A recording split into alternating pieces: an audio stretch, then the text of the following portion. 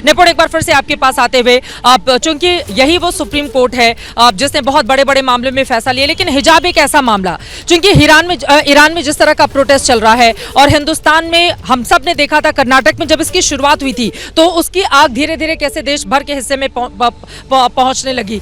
ऐसे में एक संवेदनशील भी ये पूरा का पूरा मामला है, क्योंकि उस अल्पसंख्यक आबादी से जुड़ा हुआ मामला है जो अक्सर अपनी बातों को लेकर सरकार पर निशाने साधती है। बिल्कुल बिल्कुल, और आपने ईरान का जिक्र किया चित्रा, मैं बताना चाहूंगा कि ईरान का हवाला दिया जब कर्नाटक सरकार की तरफ से सॉलिसिटर जनरल जब अपनी दलील रख रहे थे तो उन्होंने कहा कि देखिए ईरान में महिलाएं संघर्ष कर रही हैं हिजाब को हटाने के लिए, और यहाँ कुछ लोग हैं जो जबरन थोपना चाहते हैं या उसको घुसाना चाहते हैं। हालांकि कोर्ट ने बहुत ज़्यादा इसको गंभीरता से लिया नहीं। जहाँ तक संवेदनशील बात का सवाल है तो अनिवार्यता का एक सवाल बार बार उठ रहा था कि पगड़ी तो जैसे अनिवार्य है सिखों में कि उनको केश रखना है, लेकिन क्या हिजाब उस तरह से अनिवार्य है?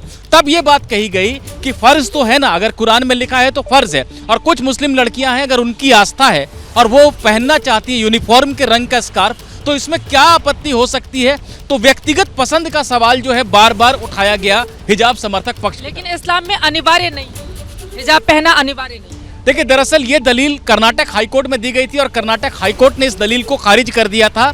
यहाँ पर जब शुरू में ये बात उठने लगी तब सुप्रीम कोर्ट ने भी कहा कि अनिवार्यता के सवाल पे तो आप उतने स्ट्रांग नहीं लग रहे हैं। बाद में इस पक्ष के ही कुछ वकीलों ने कहना शुरू किया कि आप कुरान पर मत जाइए, उसके इंटरप्रिटेशन पे मत जाइए, व्यक्तिगत पसंद के सवाल पे रहिए, और फर्ज तो है ना, अगर अनिवार्य नहीं भी है तो फर्ज है, अगर कुरान में लिखा हुआ है तो उसका पालन हमें करने दीजिए। बिल्कुल अंकित, सीधे आपका रुख करते हुए, चूंकि राजनीतिक रूप से भी पूरा मामला आगे बढ़ेगा, असदुद्दीन वैसे हमने देखा है कि अक्सर इस तरह के मामलों में निशाना साधते हैं और इस पूरे मामले में उन्होंने बहुत मुखर तरीके से केंद्र सरकार से लेकर राज्य सरकार को घेरने की कोशिश की थी।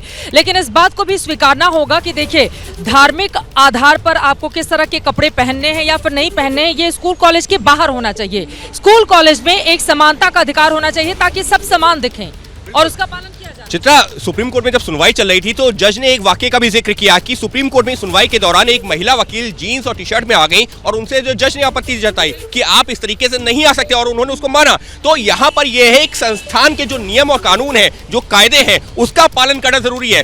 कोर्ट ने ये कहा कि आप बाहर कुछ भी पहन के जाइए, आप बाहर हिजाब पहन के जाइए, कोई रोक नहीं है, लेकिन अगर आप स्कूल कॉलेज में आ रहे हैं तो वहां पर जो ड्रेस कोड है उसका पालन करना जरूरी है। और क्योंकि आपने राजनीतिक बात कही ना चित्रा, हमको भूलना नहीं होगा, जब ये मामला जो सुर्खियों में आया था, विवाद हुआ था, उस दौरान यूपी चुनाव होना था और अब होना है हिमाचल और गुजरात का चुनाव। तो हो सकता है ये राजनीतिक मुद्दा भी बने आने वाले दिनों में। आने वाले दिनों में यकीनन ये राजनीतिक मुद्दा बनेगा, लेकिन आगे क्या होगा ये देखना महत्वपूर्ण है। लेकिन जल्दी से एक और सवाल जिसका जवाब मैं आपसे चाहूंगी, क्योंकि मदरसों को लेकर इस देश में एक अलग तरह की बहस छिड़ी हुई है। हमने देखा यूपी सरकार ने मदरसों को लेकर कुछ फैसले लिए जिसका असर वो उत्तराखंड पर देखने को मिल रहा है, वहां पर रजिस्ट्रेशन की प्रक्रिया।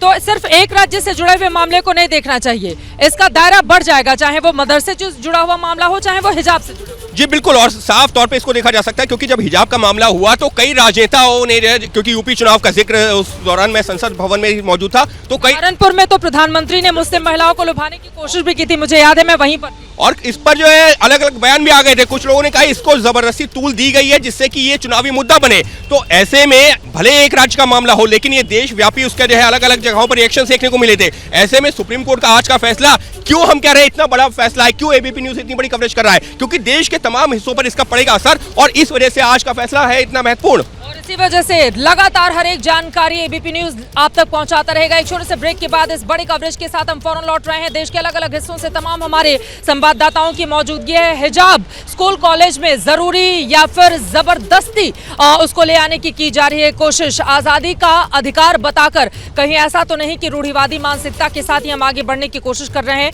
या फिर वास्तव में सुप्रीम कोर्ट की ओर से आज इस पूरे मामले में क्या दिया जाएगा फैसला, हर एक जानकारी एबीपी न्यूज आप तक पहुंचाता रहेगा। क्या मजबूरी है मेरी, बताइए। मैं अभी आपको बताती हूँ कि मैंने ओए होए होए होए, नमकीन के चटकारे लेते हुए टकटकी मार के डिबेट शो को पॉज रिपीट कर करके देख रहे हैं जोगिंदर जी। इनकी तरह आप भी देखें अपनी फेवरेट डिबेट्स को रिपीट कर, और डाउनलोड कीजिए एबीपी लाइव ऐप अपने स्मार्ट टीवी पर।